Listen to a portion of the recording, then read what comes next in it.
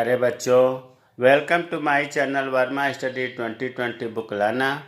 मैं UP board के class 11 के छात्र छात्राओं के लिए ज्योग्राफी सब्जेक्ट को हिंदी माध्यम से मैं फुल कोर्स कराऊंगा।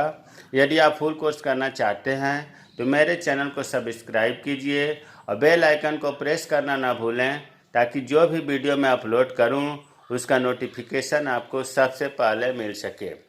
प्यारे बच्चों, इसमें चैप्टर 4 चल रहा है भौतिक भूगोल के मूल सिद्धांत बुक में महासागर और महाद्वीपों का वितरण चल रहा है। इसमें जो है आज तीसरा वीडियो है, पार्ट 3 है। इससे पहले वैगनर का महाद्वीपीय विस्थापन का सिद्धांत और कल जो है उसके बाद जो दूसरा वीडियो बना उसमें विस्थापन या महाद्वीपीय विस्थापन के प्रत्यक्ष प्रमाण के बारे में बताया गया। अगर आप नहीं देखे हैं तो आई बटन को क्लिक करके देख लें। आज हम लोग पढ़ेंगे संवहन धारा सिद्धांत, कन्वेंशनल करंट थियरी। देखिए, आप इस तरह से कहिए कि जिस प्रकार से वैगनर ने ये बताया कि महाद्वीप सब एक में जुड़े हुए थे, जिसे उन्होंने पेंजिया कहा था, और फिर ये समय के अनुसार इनमें विखंडन हुआ और विस्थापन के कारण ये जो खंड थे दूर दूर हुए, जिन्हें कहा जाता है आज के समय में महाद्वीप। लेकिन एक वैज्ञानिक थे आर्थर होम्स। आर्थर होम्स ने 1928 में या 1930 के दशक में, दशक का मतलब होता है 10 वर्ष, अर्थात 1921 से लेकर 1930 के दशक कहा जाएगा। तो आप या तो 1928 कहिए या 1930 के दशक कहिए, दोनों सही है। आर्थर होम्स ने 1930 के दशक में संवहन धारा सिद्धांत दिया। अर्थात संवहन धारा का सिद्धांत या संवहन धारा सिद्धांत जो है आर्थर होम्स से संबंधित है। इन्होंने महाद्वीपीय विस्थापन आप देख चुके हैं कि एक सरकना खिसकना महाद्वीपीय विस्थापन है। महाद्वीपीय विस्थापन के लिए भूगर्भ में सक्रिय संवहन धाराओं का उल्लेख किया। इन्होंने आर्थर होम्स ने ये बताया कि नहीं, वैगनर ने जो दो प्रकार का बल बताया था, एक बताया था घूर्णन बल या पोलर बल और दूसरा ज्वारीय बल। पोलर बल के द्वारा भूमध्य रेखा की तरफ विस्थापन होता है और ज्वारीय बल के द्वारा पश्चिम में विस्थापन होता है। आर्थर होम ने कहा नहीं, ये गलत है, ऐसा नहीं है। इन्होंने बताया कि जो भूगर्भ में पृथ्वी के अंदर संवहन धाराएं हैं उनके द्वारा विस्थापन होता है, उनके द्वारा जो है महाद्वीपों के जो प्लेट है या महाद्वीप है ये प्रवाहित होते हैं, खिसकते हैं। संवहन धाराएं रेडियो एक्टिव तत्वों से मेंटल में ताप भिन्नता के कारण उत्पन्न होती है।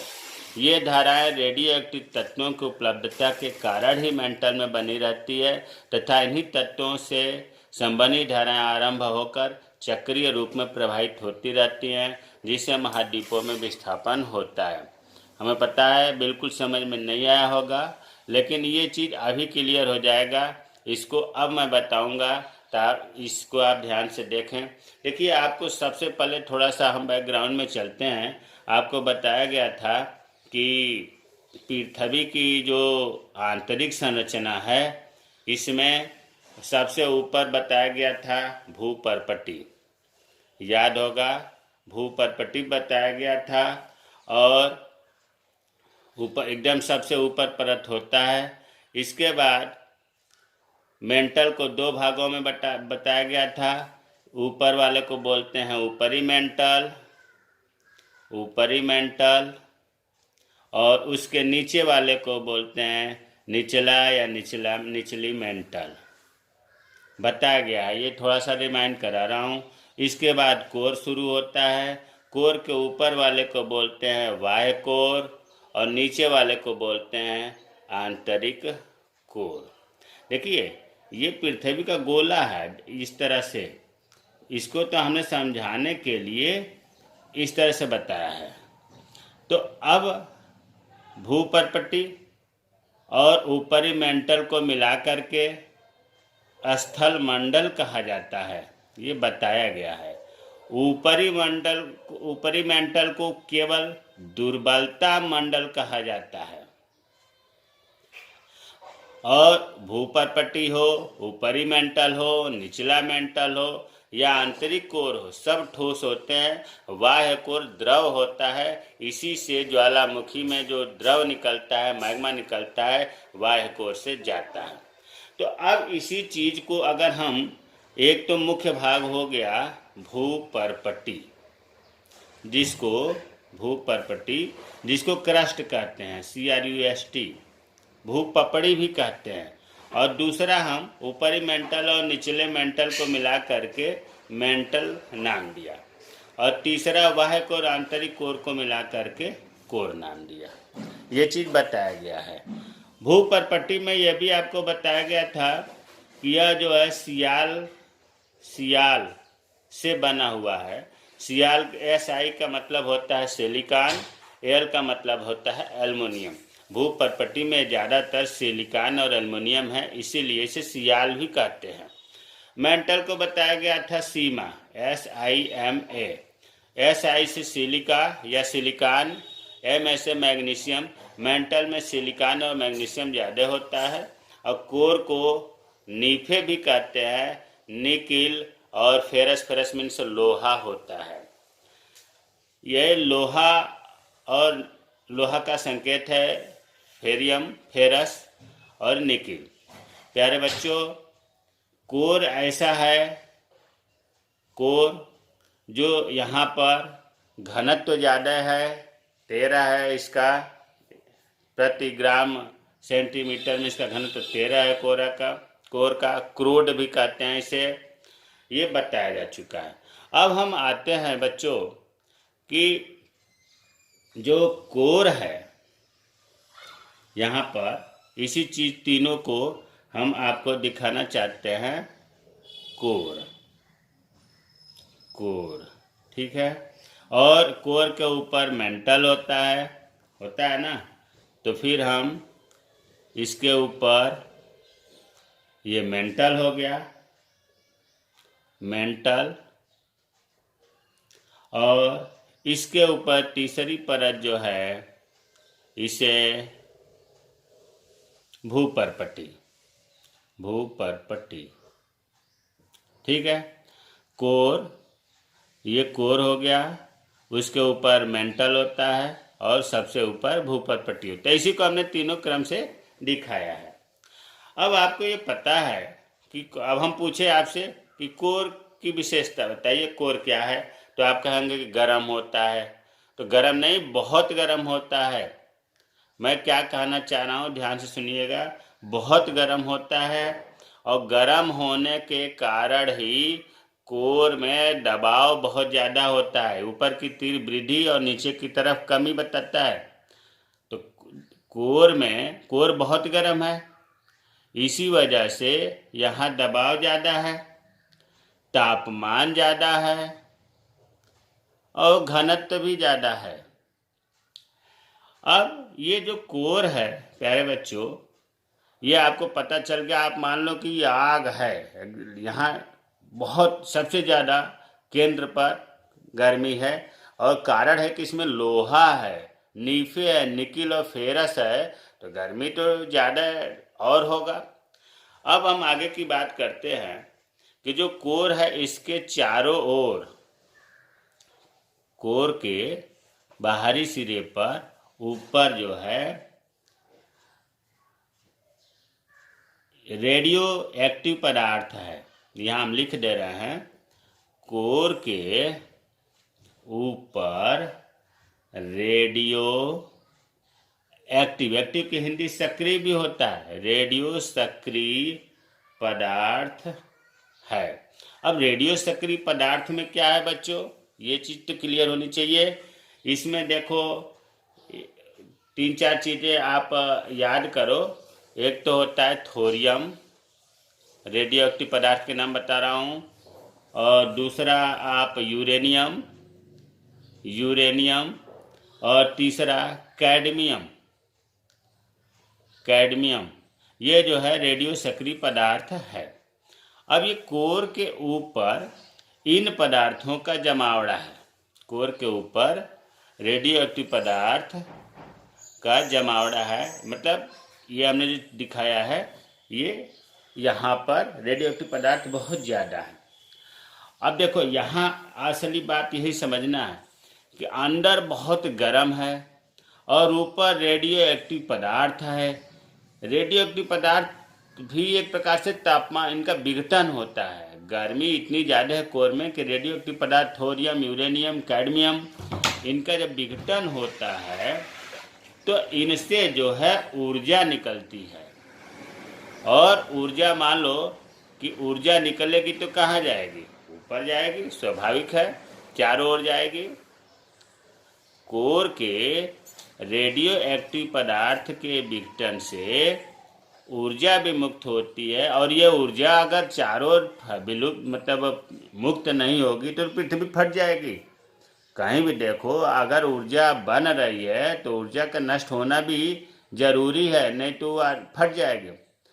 तो अभी तक हमने बताया कि कोर जो है, कोर के ऊपर रेडियो एक्टिव पदार्थ मिलते हैं और रेडियो एक्टिव पदार्थ के विघटन से गर्म है कोर, इसके रेडियो एक्टिव पदार्थ का विघटन होता है, इससे ऊर्जा निकलती है। यह चीज़ क्लियर हो गया। इसमें वही चीज़ फिर हम लिख देते हैं कि कोर के ऊर्जा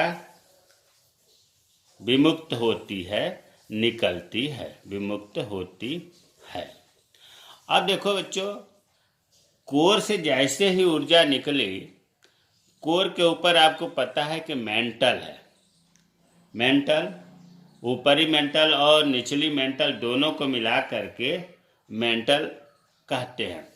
अब ये मेंटल की एक विशेषता है कि मेंटल में ताप भिन्नता या ताप विषमता होती है। ताप भिन्नता होती है। अब देखिए ताप विषमता क्या है, अगर इसे बताना अगर 10 मिनट इसमें चला जाएगा। आप ये जान जाओ कि मेंटल में ताप भिन्नता होती है, ताप विषमता होती है, मतलब ताप डिफरेंस होता है। ये सब पूरे मेंटल में एक जैसा नहीं होता। अब ताप भिन्नता के कारण और ताप भिन्नता के कारण कहाँ ताप भिन्नता होता है, भी हमने कहाँ बताया? मेंटल में बताया। अब यहाँ से जो किरणें निकली थी, तरंगें निकली थी या जो ऊर्जा विमुक्त हुई थी, ताप भिन्नता के कारण संवहन धाराएं उत्पन्न होती हैं। कुल मिलाकर उस ऊर्जा को हम अब संवहन धारा नाम दिया। किसने दिया? आर्थर होम्स ने, मैंने ना दिया। आर्थर होम्स ने बताया कि रेडियो एक्टिव पदार्थ के विघटन से ऊर्जा विमुक्त होती है और ये ऊर्जा जो है ताप भिन्नता, मेंटल के ताप भिन्नता होने के कारण संवहन धारा में बदल जाती है। बहुत महत्वपूर्ण है, आगे बहुत इसकी जरूरत पड़ेगी। आज समझ लीजिए कि संवहन धारा कैसे उत्पन्न होती है। तो संवहन धारा उत्पन्न होने के लिए दो चीज़ का आपका नाम लेना पड़ेगा। एक तो रेडियो एक्टिव पदार्थ से और तापी भिन्नता के कारण संवहन धारा उत्पन्न होती है। तो यहाँ पर भी हमने लिखा था कि मेंटल में ताप भिन्नता होती है जिससे संवहन धारा उत्पन्न होती है, उत्पन्न होती है। अब इस चित्र में फिर आते हैं। अब आपने देख लिया, या इसको एक यहाँ अलग से चित्र से भी मैं बता दूं। ये देखो कोर है। अभी हमने बताया कि इसके ऊपर रेडियो एक्टिव पदार्थ है जिसमें थोरियम है, यूरेनियम है, कैडमियम है। इनके टेम्परेचर कोर ज़्यादा है, दबाव ज़्यादा है, घनत्व ज़्यादा है, तो ये रेडियो एक्टिव पदार्थ विघटन होता है। और ऊपर इसे हमने मान लिया भूपर्पट्टी, जिस पर हम लोग रहते हैं, खेती करते हैं, आवास निवास सब जीव जंतु यहाँ है, भूपर्पट्टी। अब ये कोर से जैसे रेडियो एक्टिव पदार्थ के कारण ये ऊर्जा विमुक्त हुई और तापी भिन्नता मेंटल में होता है, विषमता, तो ये यहाँ से संवहन धाराएं उत्पन्न होती हैं। जो ऊर्जा विमुक्त हुई तापी भिन्नता के कारण संवहन धारा में बदल गई और ये संवहन धारा जो है क्या करेगी, भूपटल को जा करके धक्का देगी, भूपटल को तोड़कर बाहर निकलने का प्रयास करेगी। अगर ये तोड़ दी, भूपटल को तोड़ दिया किसने, संवहन धाराओं ने, ये संवहन धाराएं हैं, अगर इसने तोड़ दिया तो फिर इधर से निकल करके ज्वालामुखी का निर्माण हो जाता है। केवल तरंगे या संवहन धाराएं थोड़ी ना निकलेंगी, इनके अंदर जो राख, कंकड़, पत्थर, जलवाष्प सब वो भी निकलेंगे। कुल मिलाकर के ज्वालामुखी का निर्माण होता है। अब ऐसा तो है नहीं कि सभी जो है संवहन धाराएं बाहर ही निकल जाएंगे, कभी कभी ऐसा भी होता है कि नहीं टूटता है। तो जब नहीं टूटता है तो ये संवहन धाराएं बाएं साइड में, दाएं साइड में मुड़ जाती हैं, मुड़ जाती हैं। तो अभी जो ये चित्र हम बना रहे हैं, अब ये संवहन धाराएं, चलो इधर मोड़ दिया, इसका इधर मोड़ दिया, इसका इधर मोड़ दिया, इसका इधर मोड़ दिया, फिर इधर मोड़ दिया, इधर मोड़ दिया। तो कुल मिलाकर के आपने देखना है चित्र में कि संवहन धाराएं, यहाँ से आप समझिए तो वहाँ समझ में आ जाएगा कि भूपटल से टकरा करके कुछ बाएं से क्षैतिज दिशा में, क्षैतिज दिशा इसे बोलेंगे, ऊपर सीधे वर्टिकल बोलते हैं, लंबवत, बाएं और दाएं दिशा में ये जाने लगती हैं। अब यहाँ ये ध्यान देना है कि यहाँ से जो संवहन धाराएं चली थी वो बहुत गर्म थी, यहाँ तक पहुँचते पहुँचते कुछ ठंडी हो गई और दाएं और बाएं क्षैतिज रेखा या क्षैतिज बल के कारण मुड़ गई। और फिर यहाँ से मुड़ने के बाद अब ये फिर नीचे की तरफ आने लगती हैं। जो संवहन धाराएं चली थी वो ठंडी हो गई और ठंडे होने के बाद ये नीचे आने लगती हैं। तो ये आगे बताया जाएगा कि जो ऊपर यहाँ दबाव दे रही थी संवहन धाराएं, उस दबाव को, उस बल को कहते हैं अपसारी बल, और जो दाहिने साइड में हो गया क्षैतिज बल के कारण, और नीचे जब ये आती है तो यहाँ संपीड़न बल कार्य करता है। खैर यहाँ आपको ये जानना है कि संवहन धाराएं भूपटल से टकरा करके बाएं और दाएं मुड़ जाती है और ठंडे होने के बाद ये नीचे कोर की तरफ फिर आने लगती हैं। इस प्रकार ये संतुलन बना रहता है। लेकिन आर्थर होम्स ने ये बताया कि जब यहाँ पर दरार पड़ गया और जब इधर की धाराएं इधर की तरफ जाने लगी तो आप क्या सोच रहे हो कि ये ऐसे रहेगा? ये भी इधर खिंचाव में होगा, अर्थात ये जो गैपिंग है, जो दरार है, ये बढ़ती जाती है। इसी को भूगोल की भाषा में कहा जाता है कि विस्थापन हो गया, प्रवाह हो गया। संवहन धाराओं के कारण ही विस्थापन हुआ। आर्थर होम्स के अनुसार प्लेटें या भूपटल या क्रस्ट दूर दूर होने लगी संवहन धाराओं के कारण। अब इस चित्र में अगर इसे दिखाना हो, देखो दाएं मुड़ गई, फिर ये इधर आ गई, इस तरह से कोर की तरफ ये मुड़ गई। इनको इस प्रकार से हम ये भी कह सकते हैं, जो इसमें लिखा है आप देखो, संवहनी धाराएं आरंभ होकर चक्रीय रूप में, चक्रीय रूप में देखो, यहाँ से ऊपर गई, फिर बाएं दाएं गई, फिर नीचे आ गई, चक्र के आकार की प्रवाहित होती हैं। और इन्हीं संवहनी धाराओं के कारण महाद्वीपों में विस्थापन होता है। तो हमें उम्मीद है कि संवहन धारा भी जो है इतना बताया गया, केवल इतने के लिए बताया गया और ये समझ में आ गया होगा। अब देख लो, इसमें लिखा है कि संवहन धारा का सिद्धांत आर्थर होम्स ने दिया। महाद्वीपीय विस्थापन के लिए भूगर्भ में सक्रिय संवहन धाराओं का उल्लेख किया। अभी हमने बताया कि महाद्वीपीय विस्थापन के लिए जो संवहन धाराएं हैं वो जिम्मेदार हैं, और संवहन धाराएं रेडियो एक्टिव तत्वों से, रेडियो सक्रिय पदार्थों से, मतलब थोरियम, यूरेनियम, कैडमियम से, और मेंटल में ताप भिन्नता के कारण उत्पन्न हुई थी। ये धाराएं, संवहन धाराएं रेडियो एक्टिव तत्वों की उपलब्धता के कारण ही मेंटल में रहती हैं। मेंटल में ही चक्र लगा रही हैं, चक्र की तरह मेंटल में ही ये चक्र घूम रही हैं, ये बनी रहती हैं। और इन्हीं तत्वों में संवहनी धाराएं आरंभ होकर चक्रीय रूप में प्रवाहित होती हैं, जिससे महाद्वीपों में विस्थापन होता है। हम उम्मीद है कि संवहन धारा सिद्धांत समझ में आ गया होगा। अगर नहीं समझ में आया तो कमेंट बॉक्स में कमेंट करें, मैं रिप्लाई करूंगा। मेरे चैनल को सब्सक्राइब कीजिए। देखिए, ये चैप्टर टेक्निकल है, इसमें आप ग्राफ सहित एक सिस्टम से ध्यान लगा करके क्यों हुआ, कैसे हुआ, तब समझ में आएगा। रटने से काम नहीं चलेगा।